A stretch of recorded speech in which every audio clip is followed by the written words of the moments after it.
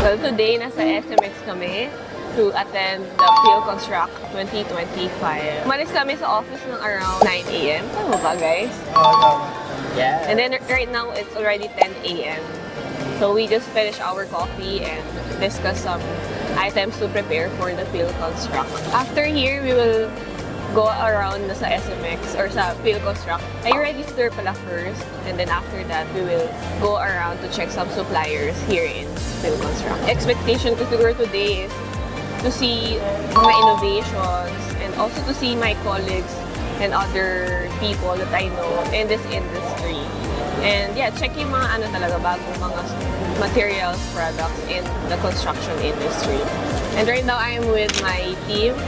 We have Gradel, Edward, John, Hi. Maynard, and Marvin. We also have our cameraman, James.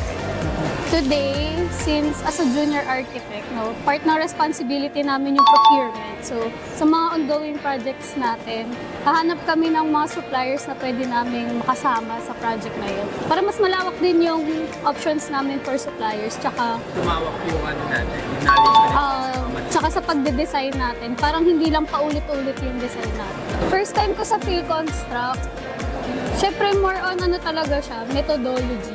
Ganun. Hindi siya more on design, pero more on methodology. Kung paano i-execute yung designers, yung mga design as architect. Pasok na kami today. I know. 10:30 to na and papasok na kami. Mag-open na daw.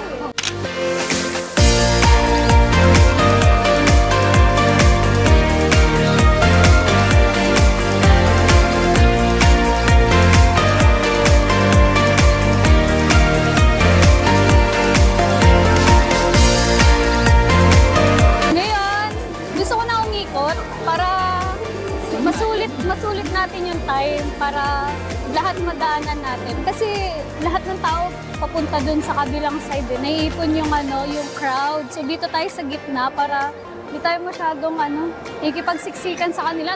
Ang dami kasi talagang tao.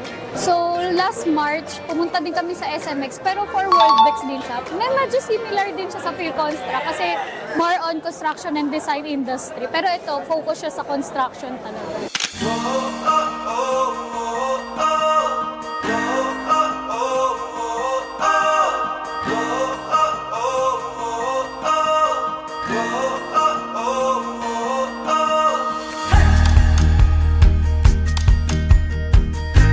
Kasi medyo crowded pa as of the moment dahil maybe because it's first day kaya we will try to do a zigzag road para malibot lahat and hindi masyado masabayan yung crowd. Nakakuha na ako ganun.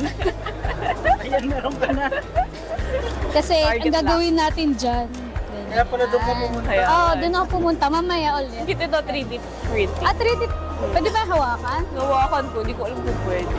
Tsaka ang kit niya pwede siya iba-iba ng ng texture, mayroong smooth, mayroong rough. Pero customize yan. Pero yung price kaya. Oo, yun ang problema natin. Although mahal kasi yung 3D printer, if I'm not mistaken. Pero interesting. Oo, kasi ang cute eh. Oo, gusto ko yun.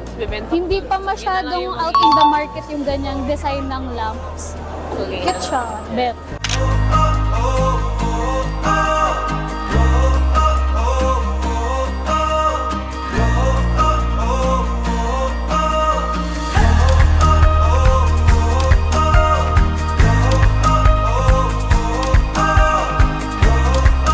Gusto yun ng fast-paced construction, still structural talaga yun. Pero feeling ko parang may sa High maintenance?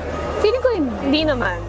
Pero mas mahal kasi bakal compared sa traditional na column na may concrete and rebars. Mas mabilis to. Tsaka mas mahal lang. Yun yung cons niya. Usually kung makikita yung mga industrial, mga bakal talaga ginagamit kasi fast-paced yung mga industrial eh.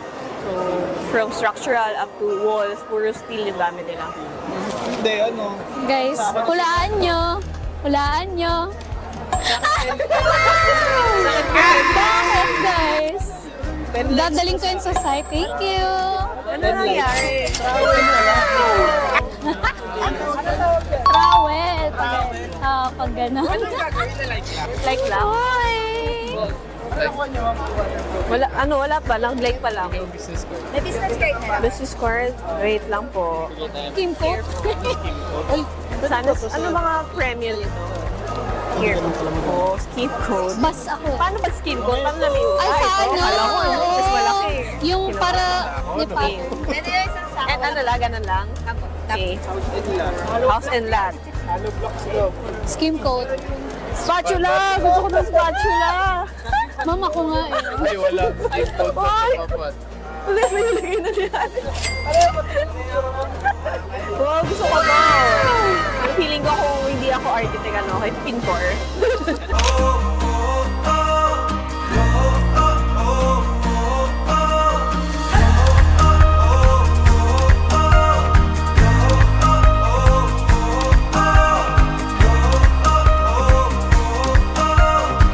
This one is broken, the glass. This one is not fall down. Okay, Hold it's on. like tempered glass. Yeah, tempered glass. Normal tempered glass broken, Yeah. fall down everything. Yeah. But this one is still hold Okay. with window. Say intact even if it's Yes. broken. Okay. Not the fall down. So very safety. Okay. And even typhoon, there's something inside and then broken window, right? Not dangerous. Still hold. And UV protection. This is the most important. Yeah. Woman. Feeling ko, maganda siyang i-add sa list of suppliers kasi maraming kaming offices at saka commercial na projects, lalo na sa offices. Kasi sa offices, may mga ibang areas doon na nagre-require ng privacy. So nakakatulong siya. At hindi lang privacy yung ino-offer nila. Kasi meron ding energy efficient na features. So nakakatulong siya kasi nababawasan yung heat reduction. Yun know, may nagka-curve. Gusto namin yung mga curve-curve na yan. Kaso sakit yan sa ulo pag ine-estimate. Yung mga curves, tsaka usually pricey sila. Hey, I have Tignan mo paper dito. bag. Curve siya, pero na-open close pa. Diba? Wait lang. Dami ko dala. Thank you, Kuya, for the paper bag. You're the best.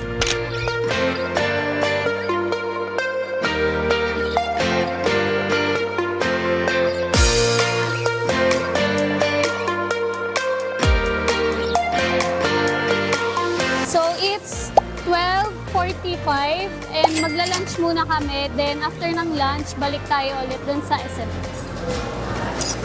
Okay na.